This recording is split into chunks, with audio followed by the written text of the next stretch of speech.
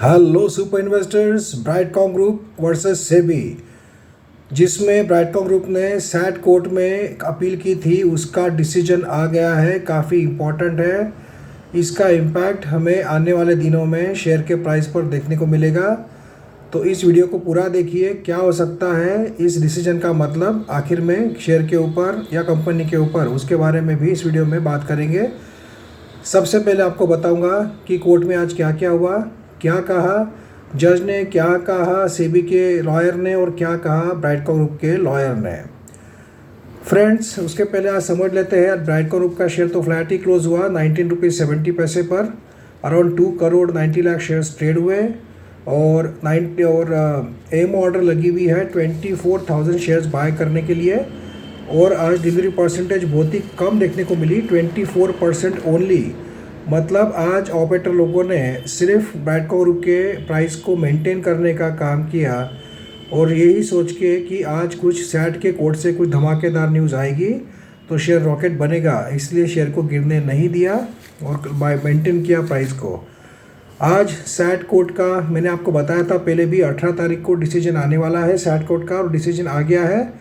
जो अपील की थी ब्राइटकॉम ग्रुप ने, तो जज ने कहा है अपने डिसीजन में कि उन्होंने पूरा बैकग्राउंड बताया है कि सेबी को कंप्लेंट्स मिली, प्रेफरेंशियल अलॉटमेंट में गड़बड़ी है, कुछ तो भी मैनेज किया गया है। उसके ऊपर सेबी ने छानबीन की और सेबी को पता चला और सेबी को ध्यान में आया कि उसमें गड़बड़ी है और सेबी ने एक्शन लिया, शो कॉज नोटिस कंपनी को भेजा। और उसके बाद में जो है प्रेफरेंशियल अलॉटमेंट कैंसिल किया और सीईओ और सीएफओ को जो है बोर्ड से हटाने का आदेश दिया सेबी ने। तो कंपनी के जो जज है मिस्टर दास, उन्होंने अपने कोर्ट के सामने कहा, जज के सामने कहा कि अपीलेंट नंबर 2 और 3, मतलब मिस्टर राजू और मिस्टर सुरेश कुमार रेड्डी, इनको पद से हटाया गया है और ये बहुत बड़ा लॉस कंपनी को हो रहा है। कंपनी का मैनेजमेंट सब वही जानते हैं और अभी company only and only non executive directors, independent director चला रहे हैं, जो कंपनी के फ्यूचर के लिए अच्छा नहीं है।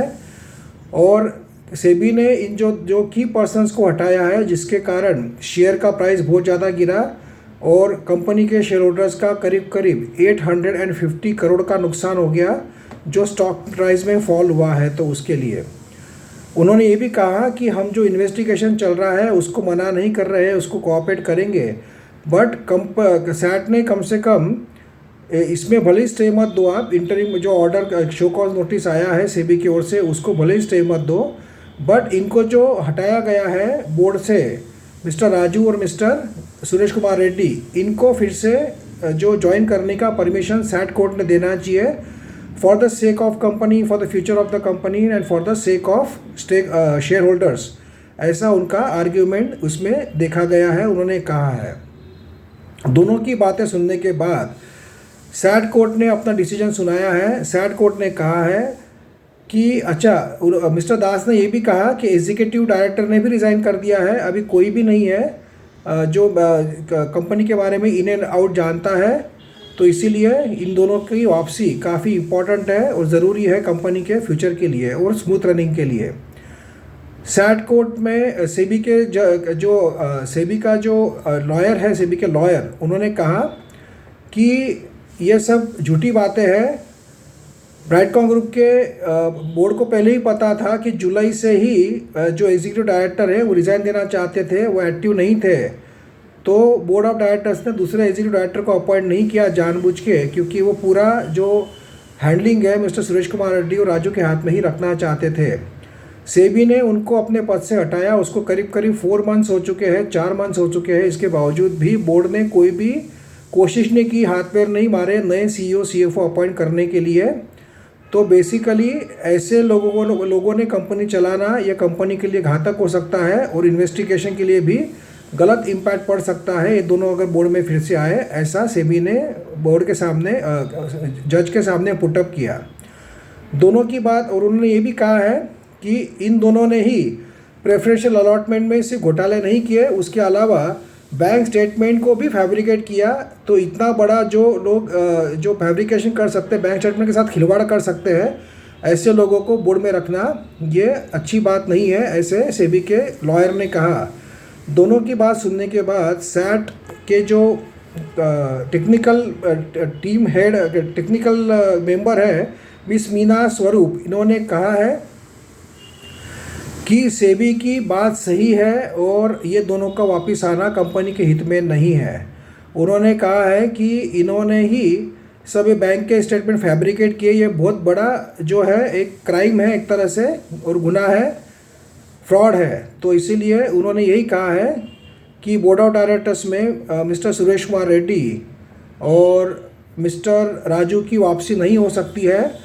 और ये भी उन्होंने नोटिस किया है और सेबी की बात मानी है कि 4 महीने में कंपनी ने नए सीईओ सीएफओ अपॉइंट करने के लिए कोई भी कोशिश नहीं की, एफर्ट्स नहीं लिए, और इसीलिए उन्होंने इन शॉर्ट ब्राइटकॉम ग्रुप की जो अपील थी उसको खारिज कर दिया है और जो पहले का स्टेटस था वही मेंटेन किया हुआ है। तो अब एसकेआर और मिस्टर नारायण राजू की वापसी होना अभी फिर से बोर्ड ऑफ डायरेक्टर्स में मुश्किल लग रहा है। और जज ने, ट्रिब्यूनल मेंबर ने ये जो अपील की थी ब्राइटकॉम ग्रुप ने, वो डिस्पोज ऑफ कर दी है, खारिज कर दी है। तो फ्रेंड्स, अब मिस्टर सुरेश कुमार रेड्डी और नारायण राजू जो है बोर्ड में नहीं आएंगे फिर से, और फिर से सेबी अभी इन्वेस्टिगेशन जारी रखेगी और सेबी अपना जवाब देने वाली है सैट में। जो कि टाइम दिया था सैट ने सेबी को, उसका 9 फरवरी तक हमें और भी कुछ देखने को मिलेगा कि क्या होता है। तो अब देखना ज़रूरी ये है कि इसका इम्पैक्ट शेयर के प्राइस पर कल क्या होता है। और क्योंकि काफ़ी लोग बड़ी इन्वेस्टर कम्युनिटी ये मानती थी कि सुरेश कुमार रेड्डी और नारायण राजू ही कंपनी को चला सकते हैं और वो वापस आएंगे, ऐसे वो लोग होपफुल थे। और कुछ लोग चाहते थे कि वो लोग वापस ना आए कंपनी में। तो दोनों तरह के मानने वाले लोग हैं अभी शेयर होल्डर्स में, कम्युनिटी में। पर अभी इन्होंने जो सैट ने है फिर से इन दोनों की वापसी को फुल स्टॉप लगा दिया है। तो अब देखना ये है कि आगे क्या होता है। और ब्राइटकॉम ग्रुप का बोर्ड ऑफ डायरेक्टर्स जो अभी एग्जिस्टिंग है वो फिर से नए सीईओ सीएफओ अपॉइंट करते हैं या नहीं करते हैं, ये काफ़ी देखने वाली बात होगी। तो अभी भी काफ़ी सवालों के जवाब पेंडिंग है। और अभी सैट में जो फाइनल हियरिंग रहेगी शो कॉज नोटिस की जो अपील है उसके बारे में भी अभी डिसीजन आना बाकी है, जो कि 9 फरवरी को आएगा। सेबी जब जवाब देगी सैट में तो वो भी काफ़ी इम्पोर्टेंट रहेगा। But in the mean time ये जो लड़ाई है इसमें एक तरह से ब्राइटकॉम ग्रुप ने जो अपील की थी उसमें उनको बैकफुट पे जाना पड़ा है मतलब। तो अब आने वाले दिनों में क्या होगा ये काफ़ी इम्पोर्टेंट रहेगा। और अभी Q2 की रिज़ल्ट आना बाकी है और काफ़ी चीज़ें जो है उसके सवालों के जवाब बाकी है, उसके ऊपर भी डिपेंड करेगा ब्राइटकॉम ग्रुप के शेयर का मूवमेंट। देखना है कल इस न्यूज़ का इम्पैक्ट शेयर पर क्या होता है, पॉजिटिव होता है या नेगेटिव होता है। अगर पॉजिटिव हुआ इसका मतलब मार्केट को अच्छा लगा कि मिस्टर रेड्डी और मिस्टर राजू वापस नहीं आने वाले हैं, और अगर नेगेटिव रहा तो इसका मतलब कि मार्केट को ये जो डिसीजन आया है ये अच्छा नहीं लगा है, ऐसा देखने को मिलेगा। दोनों टाइप के सोचने वाले लोग हैं।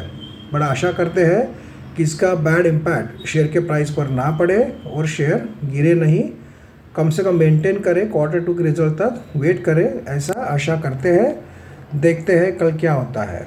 एंड फ्रेंड्स, हमारे पास ज़्यादा सीट अवेलेबल नहीं है पोर्टफोलियो के लिए। तो कोई अपना पोर्टफोलियो देना चाहते हैं तो 4 to 5 पोर्टफोलियो ही हम ले पाएंगे, उसके लिए आप कांटेक्ट कर सकते हैं।